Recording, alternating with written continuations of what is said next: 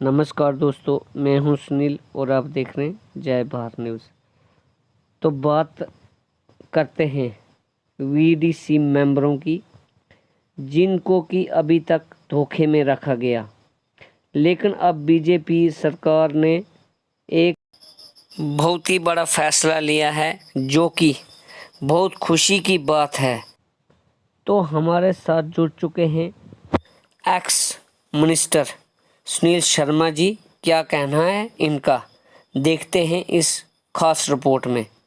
हमारे स्टेट के general secretary Shri Sunil Sharma ji और ये हमारे जेके यूटी के महामंत्री भी है, और इनके साथ हमारे स्टेट के जेके यूटी के वीडीसी कन्वीनर श्री बसंतराव ठाकुर जी, और इनके साथ हमारे इंद्रवाल के जाने पहचाने साथियों, जो भी हमारा वीडीसी का मसला था, श्री हमारे सुनील शर्मा जी और हमारे वीडीसी के कन्वीनर श्री बसंतराव ठाकुर जी ने जितना हमारा साथ दिया, ये बहुत ही बड़ी बात है, क्योंकि जो भी 4 साल से हमारा वीडीसी का मसला था, जो हमारी जेके यूटी के जो भी हमारी टीम बनाई गई, हमारे श्री रतन शर्मा जी की कदारत में इन लोगों ने दिन रात करके अपने मंत्रियों के सर लंबे समय से इंतज़ार था बीडीसी मेंबर्स को, इनकी सैलरी जो आती नहीं है, जो एसपीओज हैं उनकी सैलरी आती है, तो किस प्रकार से जो पार्टी देखती है, क्योंकि केंद्र में भी आपकी सरकार है और स्टेट में भी आपका जो गवर्नर है स्टेट में बैठता है, और किस प्रकार से आपका जो आपको लेकर जो इंतज़ार करेंगे, क्योंकि इलेक्शन जो आने वाले हैं और इलेक्शन को लेकर भी पार्टियां आ रही हैं, कल कोई और पार्टी आई थी, आज कोई और पार्टी आएगी, क्या फिर से इनको जो इंतज़ार करना पड़ेगा जो बीडीसी जो मेंबर है? बड़े लंबे संघर्ष के बाद, लंबी जदोजहद के बाद, डोडा बचाओ जैसा आंदोलन करने के बाद भारतीय जनता पार्टी का केंद्रीय नेतृत्व, तब के हमारे शीर्षस्थ नेता स्वर्गीय अटल बिहारी वाजपेयी जी, उनके साथ आदरणीय लाल कृष्ण आडवाणी जी, और जम्मू के तब के वरिष्ठ नेता स्वर्गीय श्री चमनलाल गुप्ता जी के नेतृत्व में एक बहुत बड़ा आंदोलन 1990 के दशक में हुआ, जब यहाँ पे आतंकवाद चरम सीमा पे था, जब यहाँ पे हत्याएं दिन दिहाड़े हो रही थी, लूटपाट हो रही थी, बहू बेटियों की इज्जत ताक पे लगी हुई थी। तो उस संघर्ष के बाद वीडीसीज का गठन हुआ, जिन्हें हम ग्राम सुरक्षा समितियां कहते हैं। विशेषकर ये पूरा जिला डोडा उस वक्त आतंकवाद ग्रस्त था। उस वक्त वॉलंटियरली नौजवान लोग सामने आए और सरकार से हथियार लेके आतंकवाद से लड़े और जूझे। बहुत कम ऑनरेरियम, तब केवल 4500 रुपया एक वीडीसी के नाम पे आता था, जो 3 एसपीओज के खाते में जाता था, और उसके बाद वो 8 लोगों में डिस्ट्रीब्यूट होता था। लेकिन बड़ी खुशकिस्मती की ये बात है कि उस आतंकवाद को जमीन में दफन करने वाले यही ग्राम सुरक्षा समितियों के लोग हैं। लेकिन आतंकवाद खत्म होने के बाद इनके साथ थोड़ा बहुत शोषण होना शुरू हुआ, लेकिन चूंकि भारतीय जनता पार्टी का एक मौलिक लड़ाई इन्हीं के द्वारा लड़ी जा रही थी, वैचारिक लड़ाई इन्हीं के द्वारा लड़ी जा रही थी राष्ट्रहित के लिए, इसलिए भारतीय जनता पार्टी हमेशा हर कदम वीडीसी के लिए अग्रसर रही। 2014 में जब भारतीय जनता पार्टी की सरकार दोबारा से केंद्र में बनी, आदरणीय राजनाथ सिंह जी देश के गृह मंत्री बने, वीडीसीज एसपीओज की सैलरी बढ़ाई गई। और यहीं पे ही नहीं रुके, जब आदरणीय नरेंद्र मोदी जी के नेतृत्व में दूसरी बार सरकार बनी और श्रीमान अमित शाह जी होम मिनिस्टर बने, इनकी सैलरी और बढ़ाई गई, और अब 15 साल की नौकरी के एसपीओ को 18,000 रुपया प्रतिमाह दिया जा रहा है।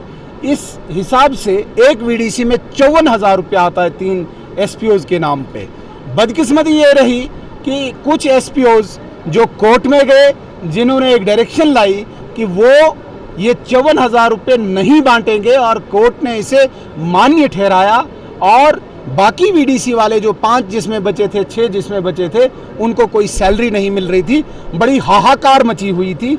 इसके साथ साथ जिस वीडीसी में चाहे मेंबर है चाहे एसपीओ, जिनकी सैलरी, जिनकी नौकरी लगती थी, जिनका देहांत होता था, उनकी वैकेंसीज को फिलअप नहीं किया जाता था। मेरे कहने का ये तात्पर्य है कि वीडीसी बिल्कुल डिफंक्ट हो चुकी थी।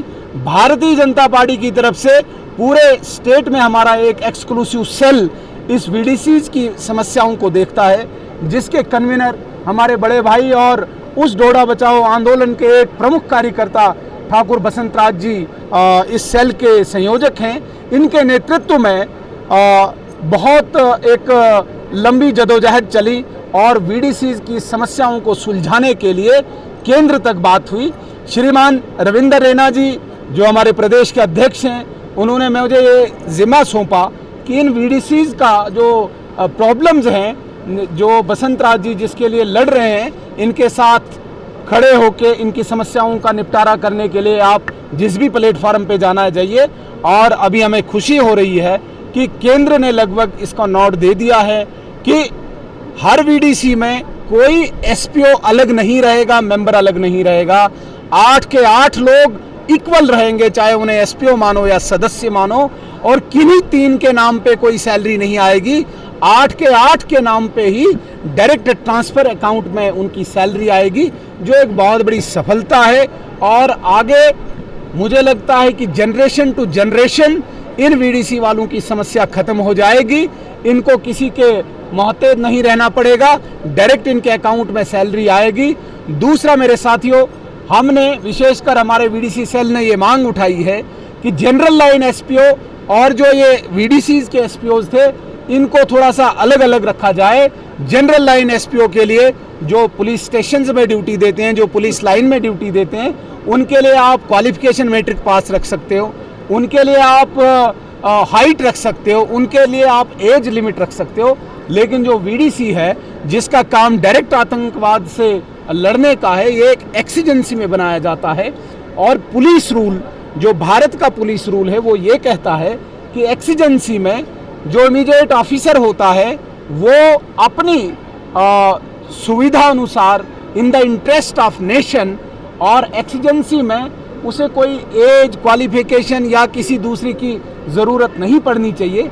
इसलिए हमने ये मांग की है कि वीडीसीज में जो भी मेंबर सदस्य लगाया जाएगा, उसके लिए ये बार्स नहीं होने चाहिए कि वो ज़रूरी 10वीं पास हो, कोई आवश्यकता नहीं, क्योंकि वो जनरल लाइन एसपीओ नहीं है। उसके लिए कोई दौड़ की वो आवश्यकता नहीं है, उसके लिए कद काठी या एज की लिमिट की आवश्यकता नहीं है। तो इन डिमांड्स को लेके आदरणीय गृह मंत्री जी ने हमारे स्टेट एडमिनिस्ट्रेशन से बात की है। मुझे लगता है कि बहुत ही जल्दी दिनों में ही इसका फैसला आने वाला है। आज चूंकि हमारे प्रदेश के अध्यक्ष श्रीमान रविंदर रैना जी इस पूरे डोडा के दौरे पे हैं, आज हमारे ठाठरी से गुजरने वाले हैं। हजारों हजार कार्यकर्ता जो वीडीसी के सपोर्टर हैं, जो वीडीसी के हक में हमेशा खड़े रहते हैं, वो आज यहाँ पे जमा हुए हैं। इन्हीं समस्याओं को के समाधान के लिए वो यहाँ पे एकत्रित हुए हैं।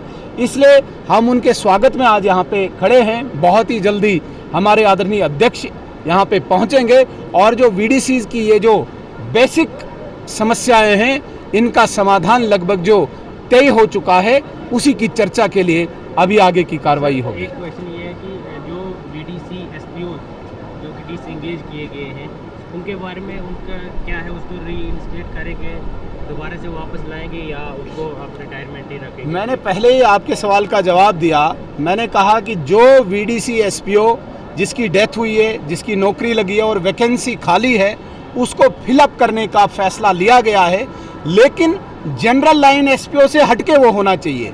जनरल लाइन एसपीओ जो पुलिस लाइन में ड्यूटी देता है, जो पुलिस स्टेशन में ड्यूटी देता है, उसके लिए फॉर्मेलिटीज़, रिक्वायर्ड फॉर्मेलिटीज़ होनी चाहिए।